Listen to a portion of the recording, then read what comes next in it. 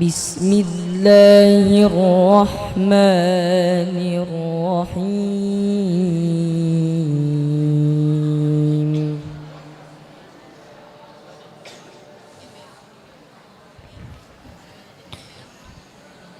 وما محمد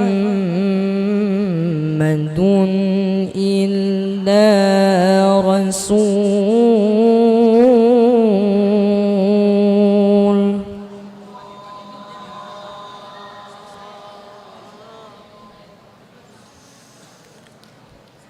قد خلت من قبله الرسل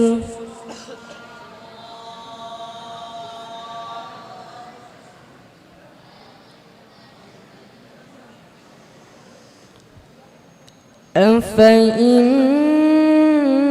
مات أو قتلا انقلبتم على أعقابكم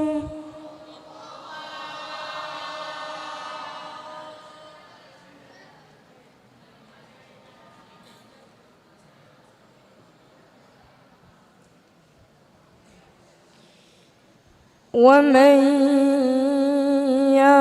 ينقلب على عقبيه فلن يضر الله شيئا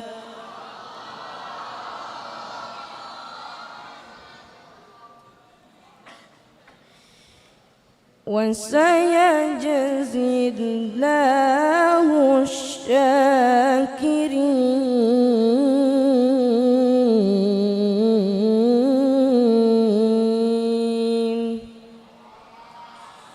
صدق الله العظيم. أستغفر الله العظيم لي ولوالدي ولأصحاب الحقوق الواجبة علي ولجميع المسلمين والمسلمات والمؤمنين والمؤمنات الأحياء منهم والأموات. أستغفر الله العظيم لي ولوالدي ولأصحاب الحقوق الواجبة علي ولجميع المسلمين والمسلمات والمؤمنين والمؤمنات الأحياء منهم والأموات. أستغفر الله العظيم لي ولوالدي ولأصحاب الحقوق الواجبة علي المسلمين والمسلمات والمؤمنين والمؤمنات الأحياء منهم والأموات. الفاتحة إلى حضرة سيدنا رسول الله محمد بن عبد الله وأم الصائر إلى رسول الله والمهاجرين مع رسول الله ثم إلى روح سيدنا محمد بن عنسى ثم إلى روح سيدنا زفاق مقدم محمد بن علي بن علي ورسوله وفرعه ثم إلى روح الحبيب علي بن محمد بن حسن الحبشي ووالدنا ووالدهم وأمواتنا وأمواتهم وأموات المسلمين جميعا وإلى حضرة النبي. الفاتحة. أعوذ بالله من الشيطان الرجيم. بسم الله الرحمن الرحيم. الحمد لله رب العالمين الرحمن الرحيم مالك يوم الدين إياك نعبد وإياك نستعين اهدنا الصراط المستقيم صراط الذين أنعمت عليهم غير المغضوب عليهم ولا الضالين. فيا أيها الراجون منه شفاعة صلوا عليه وسلموا تسليما.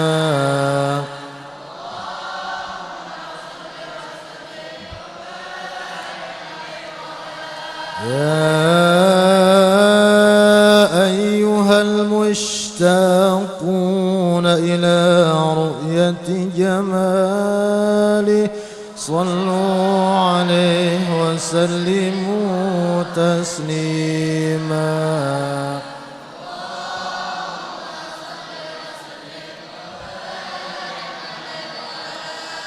يا من يخطب وصاله يقظة ومناما صلوا عليه وسلموا تسليما.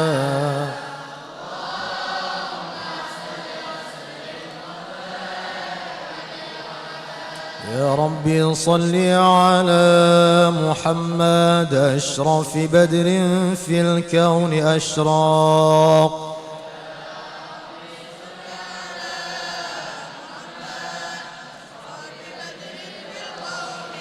يا ربي صل على محمد أكرم داع يدعو إلى الحق.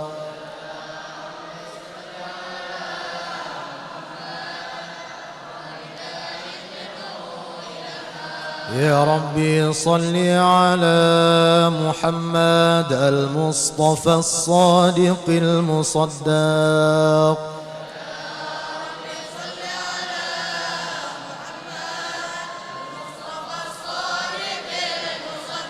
يا ربي صل على محمد أحلى الوراء منطقا وأصداق.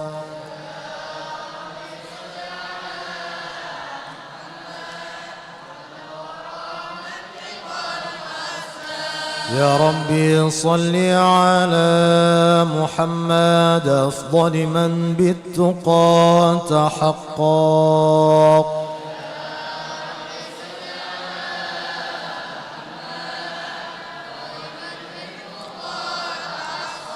يا ربي صل على محمد من بالسخاء والوفاء تخلق.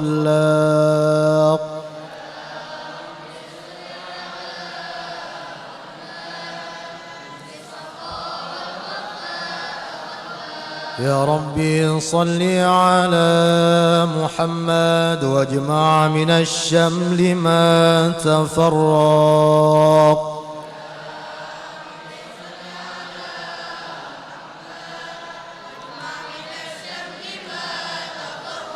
يا ربي صل على محمد واصلح وسهل ما قد تعوق.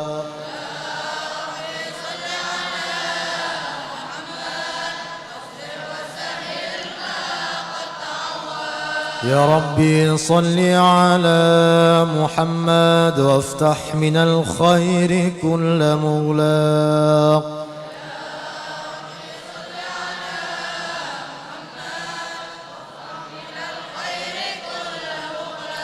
يا ربي صل على محمد وآله ومن بالنبي تعلق.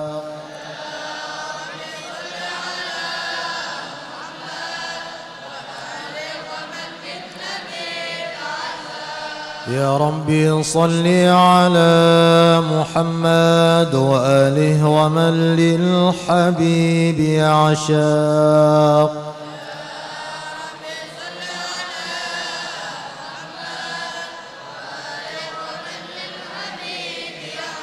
يا ربي صل على محمد ومن بحبل النبي توثق.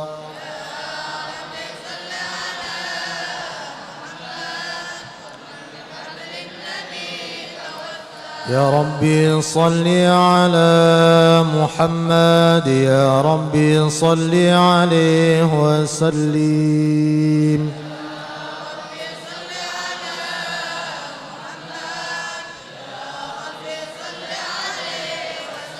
اللهم صل وسلم وبارك عليه.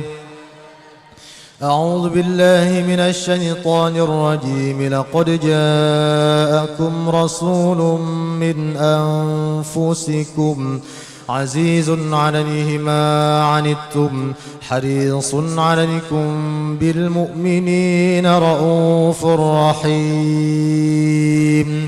فإن تولوا فقل حسبي الله لا إله إلا هو عليه توكلت وهو رب العرش العظيم إن الله وملائكته يصلون على النبي يا أيها الذين آمنوا صلوا عليه وسلموا تسليما اللهم صل وسلم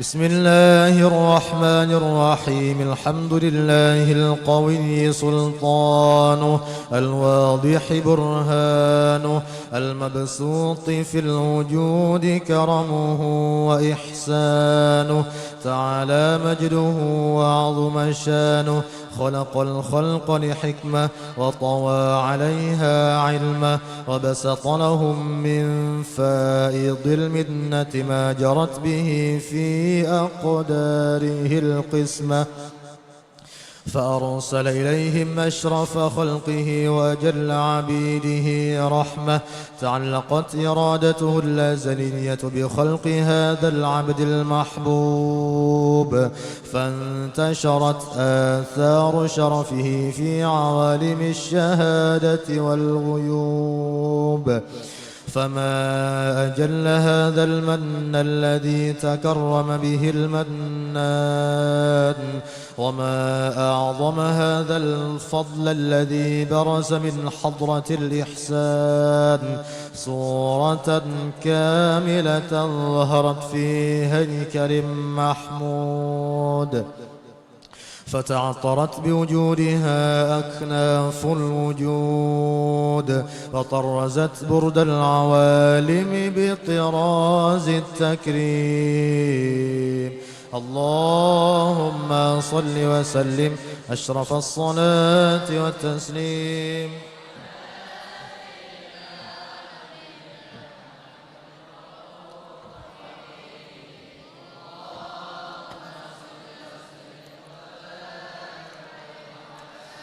تجلى الحق في عالم قدسه الواسع تجليا قضى بانتشار فضله في القريب والشاسع فله الحمد الذي لا تنحصر أفراده بتعداد ولا يمل تكراره بكثرة ترداد حيث أبرز من عالم الإمكان صورة هذا الإنسان ليتشرف بوجوده الثقلان وتنتشر أسراره في الأكوان فما من سر اتصل به قلب منيب إلا من سوابغ فضل الله على هذا الحبيب يا لقلب سروره قد توالى بحبيب عم الأنام نوالا جل من شرف الوجود بنور غمر الكون بهجة وجمالا قد ترقى في الحسن أعلى مقام وتناهى في مجده وتعالى لاحظته العيون فيما اجتلته بشرا كاملا يزيح الضلالا وهو من فوق علم ما قد رأته رفعة في شؤونه وكمالا فسبحان الذي أبرز من حضرة الامتنان ما يعجز عن وصفه اللسان ويحار في تعقل معانيه الجنان انتشر منه في عالم البطون والظهور ما ملأ الوجود الخلقي نور فتبارك الله من إله كريم بشرتنا آياته في الذكر الحكيم ببشارة لقد جاءكم رسول من أنفسكم عزيز عليه ما عنتم حريص عليكم بالمؤمنين رؤوف رحيم فمن فاجأته هذه البشارة وتلقاها بقلب سليم فقد هدي إلى صراط مستقيم. وسلم واشرف الصلاة وتسليم على سيدنا ونبينا محمد الرؤوف الرحيم.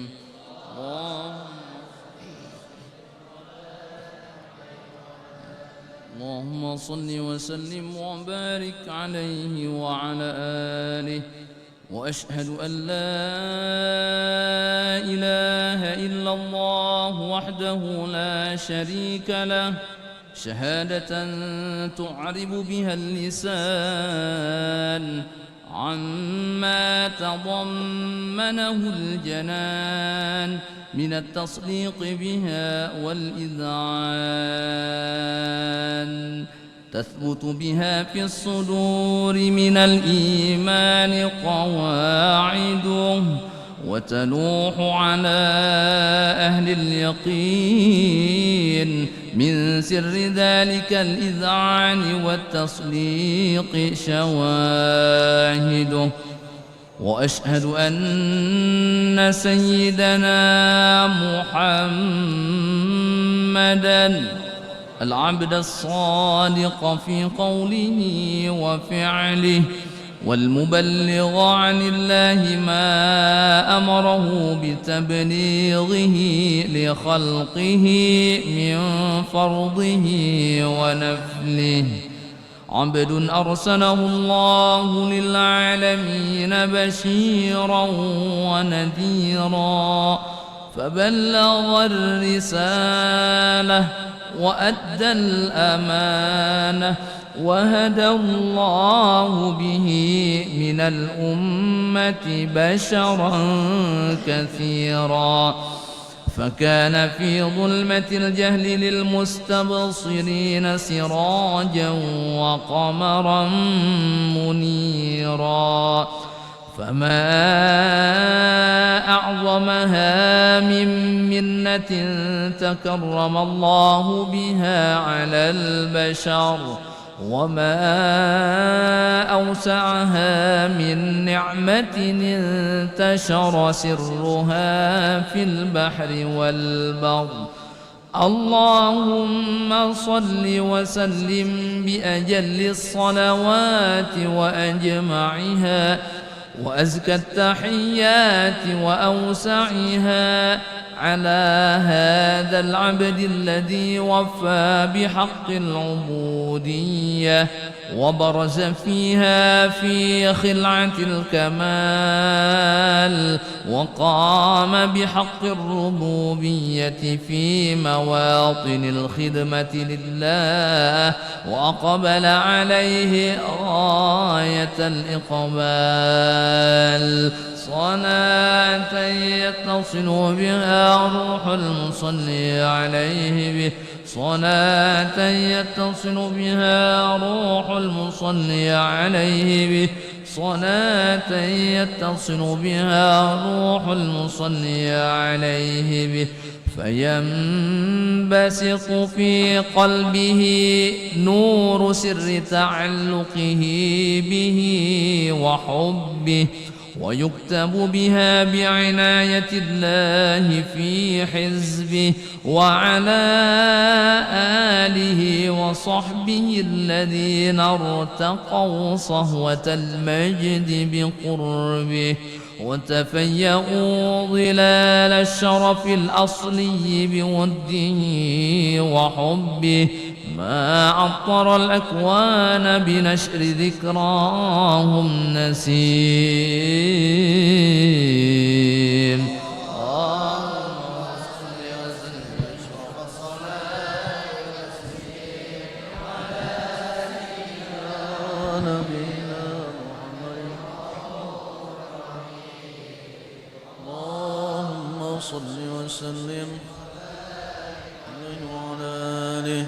أما بعد فلما تعلقت إرادة الله في العلم القديم بظهور أسرار التخصيص للبشر الكريم بالتقديم والتكريم. نفذت القدرة الباهرة بالنعمة الواسعة والمنة الغامرة، فانفلقت بيدة التصوير في العالم المطلق الكبير عن جمال مشهود بالعين.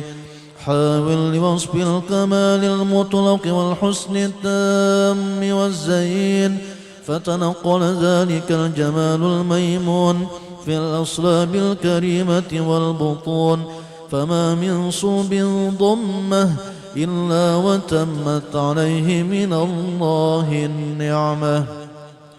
فهو القمر التام الذي يتنقل في بروجه ليتشرف به موطن استقراره وموضع خروجه.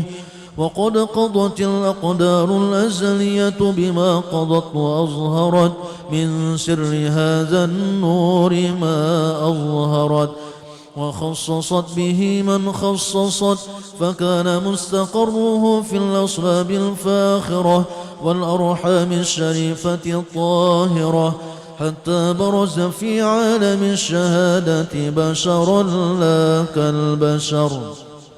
ونورا حير الأفكار ظهوره وبهر، فتعلقت همة الراقم لهذه الحروف بأن يرقم في هذا القرطاس ما هو لديه من عجائب ذلك النور معروف.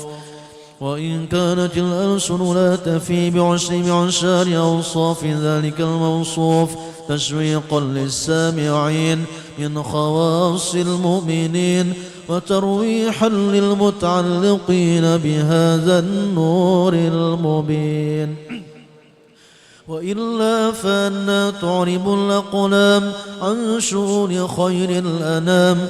ولكن هزني إلى تدوين ما حفظته من سير أشرف المخلوقين وما أكرمه الله به في مولده من الفضل الذي عم العالمين.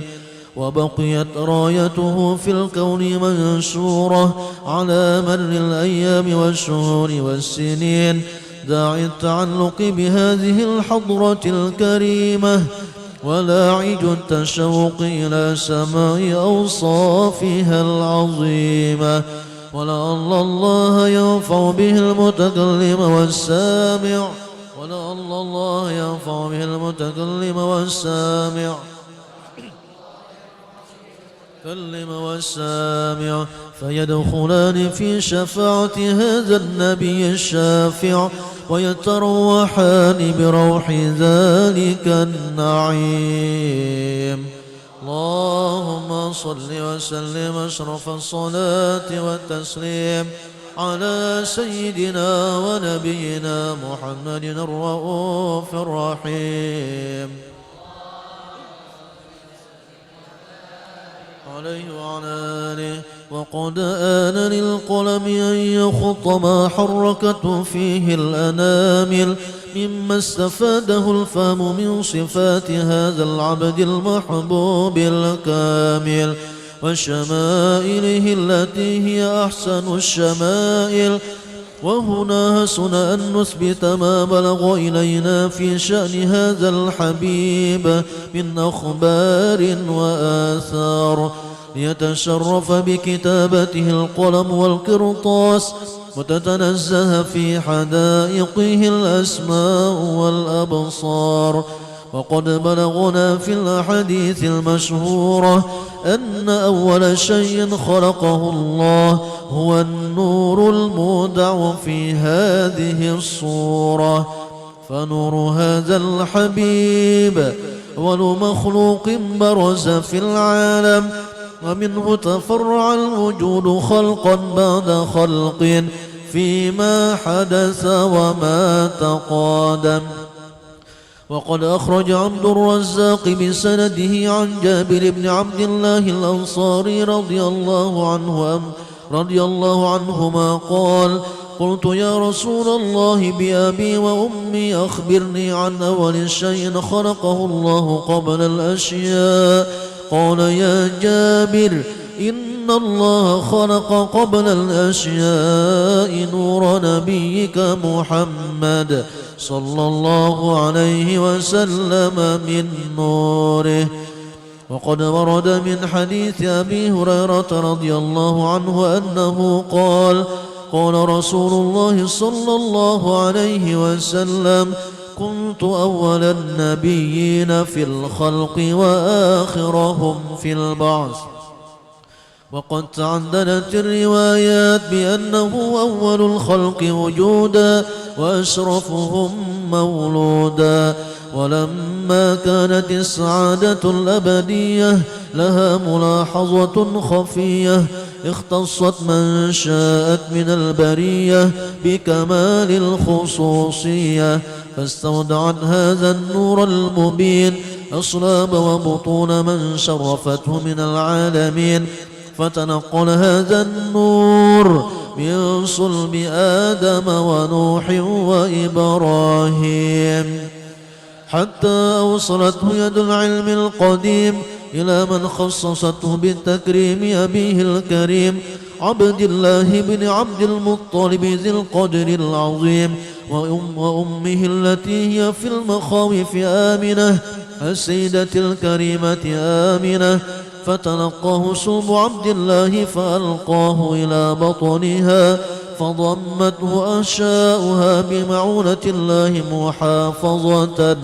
على حق هذه الدرة وصونها، فحملته برعاية الله كما ورد عنها حملا خفيفا لا تجد له ثقلا ولا تشكو منه ألما ولا عللا، حتى مر الشهر بعد الشهر من حمله وقرب وقت بروزه إلى عالم الشهادة لتنبسط على أهل هذا العالم فيوضات فضله وتنتشر فيه آثار مجده الصميم. ثم صل وسلم أشرف الصلاة والتسليم على سيدنا ونبينا محمد الرؤوف الرحيم.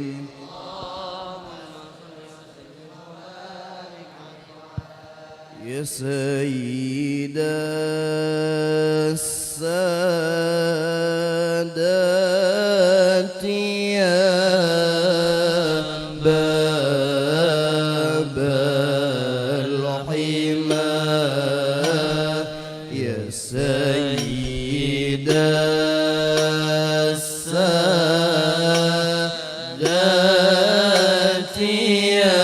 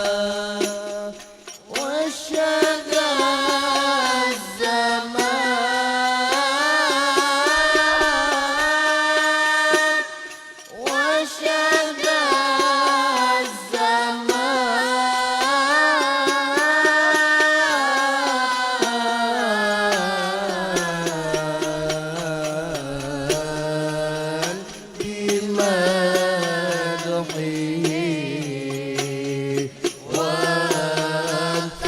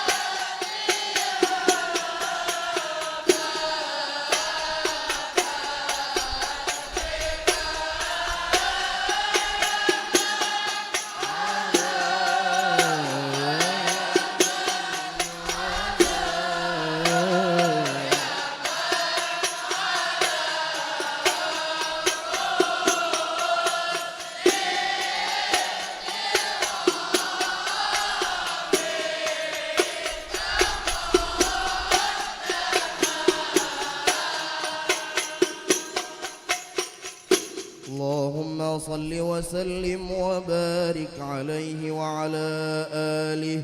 ومنذ علقت به هذه الدرة المكنونة والجوهرة المصونة والكون كله يصبح ويمسي في سرور وابتهاج بقرب ظهور إشراق هذا السراج، والعيون متشوفة إلى بروزه متشوقة إلى التقاط جواهر كنوزه.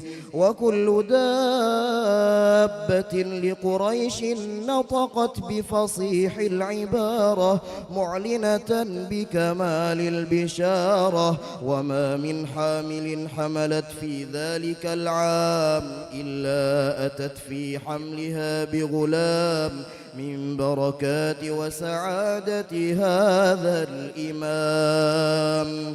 ولم تزل الأرض والسماوات متضمخة بعطر الفرح بملاقاة أشرف البريات وبروزه من عالم الخفاء إلى عالم الظهور بعد تنقله في البطون والظهور. فأظهر الله في الوجود بهجة التكريم، وبسط في العالم الكبير مائدة التشريف والتعظيم ببروز هذا البشر الكريم.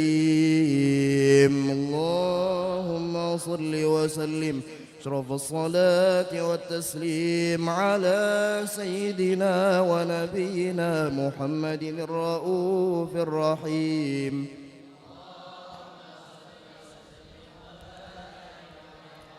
فحين قرب أوان وضع هذا الحبيب أعلنت السماوات والأرضون ومن فيهن بالترحيب، وأمطار الجود الإلهي على أهل الوجود تثج، وألسنة الملائكة بالتبشير للعالمين تعج. سبحان الله والحمد لله، لا إله إلا الله والله أكبر. سبحان الله والحمد لله، ولا إله إلا الله والله أكبر. سبحان الله والحمد لله، ولا إله إلا الله.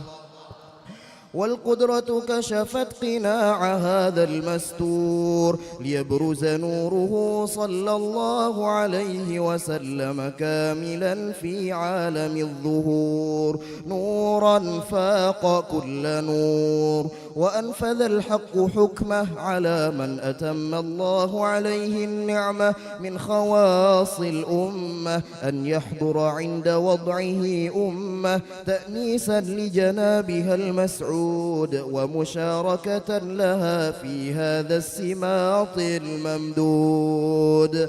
فحضرت بتوفيق الله السيدة مريم والسيدة آسية، ومعهما من الحور العين من قسم الله له من الشرف بالقسمة الوافية. فأتى الوقت الذي رتب الله على حضوره وجود هذا المولود، فانفلق صبح الكمال من النور عن عمود، وبرز الحامد المحمود مذعنا لله بالتعظيم والسجود. صلى الله عليه وسلم. محمد صلى الله عليه وسلم. صلى الله على محمد النبي. يا من حضر يا من حضر النبي زين البشر زين البشر من لنا له الشجر له الشجر والغزال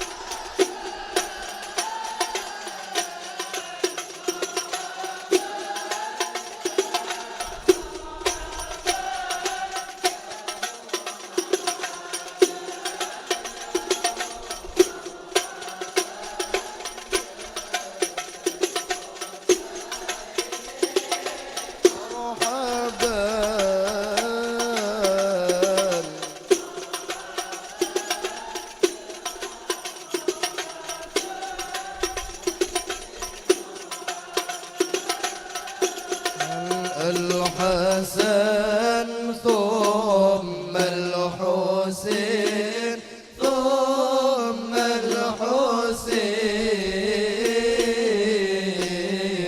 للنبي قرة العين قرة العين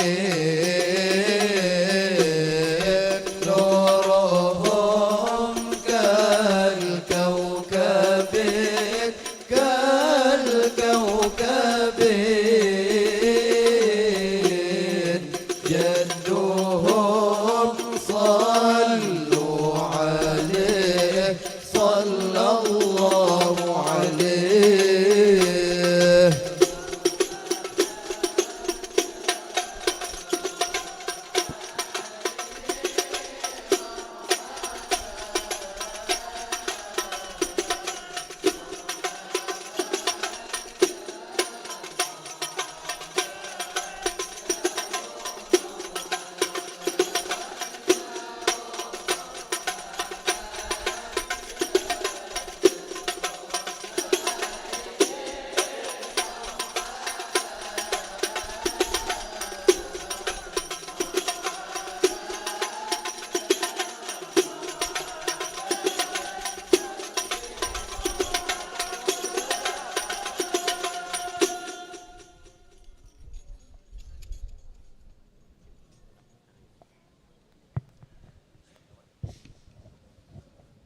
صل وسلم وبارك عليه وعلى آله.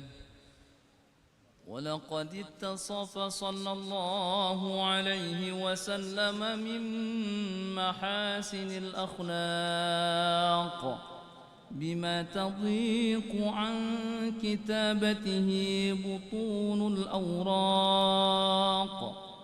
كان صلى الله عليه وسلم أحسن الناس خلقا وخلقا وأولهم إلى مكارم الأخلاق سبقا وأوسعهم بالمؤمنين حلما ورفقا برا رؤوفا لا يقول ولا يفعل إلا معروفا له الخلق السهل واللفظ المحتوي على المعنى الجزل إذا دعاه المسكين أجابه إجابة معجلة وهو الأب الشفيق الرحيم باليتيم والأرملة وله مع سهولة أخلاقه الهيبة القوية التي ترتعد منها فرائص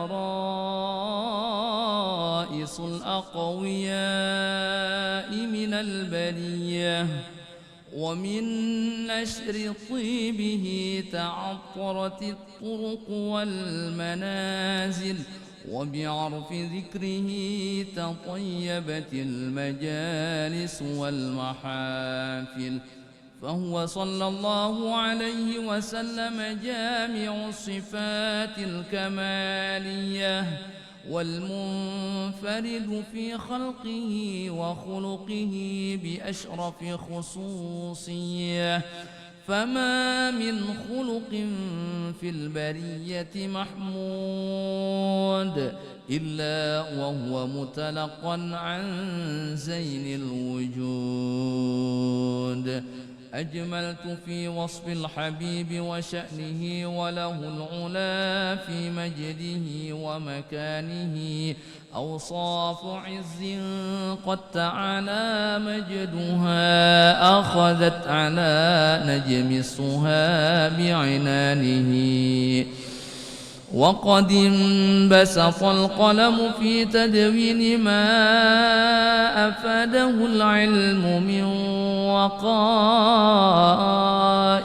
مولد النبي الكريم وحكاية ما أكرم الله به هذا العبد المقرب من التكريم والتعظيم والخلق العظيم. فحسن مني أن أمسك أعنة الأقلام في هذا المقام وأقرأ السلام على سيد الأنام. السلام عليك أيها النبي ورحمة الله وبركاته. السلام عليك أيها النبي ورحمة الله وبركاته. السلام عليك أيها النبي ورحمة الله وبركاته.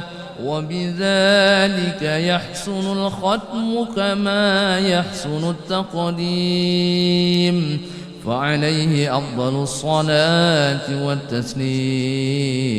اللهم صل وسلم شرف الصلاة والتسليم على سيدنا ونبينا محمد الرؤوف الرحيم. اللهم صل وسلم وبارك عليه وعلى آله.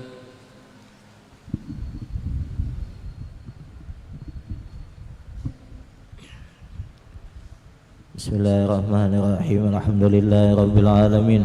اللهم صل وسلم وبارك على سيدنا محمد النبي الأمين وعلى آله وصحبه إلى يوم الدين. ولما نظم الفكر من غير الأوصاف المحمدية عقودا توجهت إلى الله متوسلا بسيدي وحبيبي محمد صلى الله عليه وآله وسلم أن يجعل سعي فيه مشكورا وفعل فيه محمودا، واكتب عملي بالأعمال المقبولة وتوجهي بالتوجهات الخالصة والصلات الموصولة. اللهم يا من إليه تتوجه الآمال فتظافره، وعلى باب عزة تحضر حال بدرشاها من القيودات الغامرة نتوجه إليك بأشرف الوسائل لديك سيد المرسلين عبدك الصادق الأمين سيدنا محمد الذي عمت رسالته العالمين، أن تصلي وتسلم على تلك الذات الكاملة مستودع أمانتك وحفيظ سرك وحامل دعوتك الشاملة، الأب الأكبر المحبوب لك والمخص بالشرف الأبخر في كل موطن من مواد القرب ومظهر قاسم أمدادك في عبادك وساقق إرشادك لأهل ودادك سيد الكونين وأشرف الثقلين العبد المحبوب الخالص المخص منك بأجل الخصائص. اللهم صل وسلم عليه وعلى آله وأصحابه وأهله حضر به من أحبابه.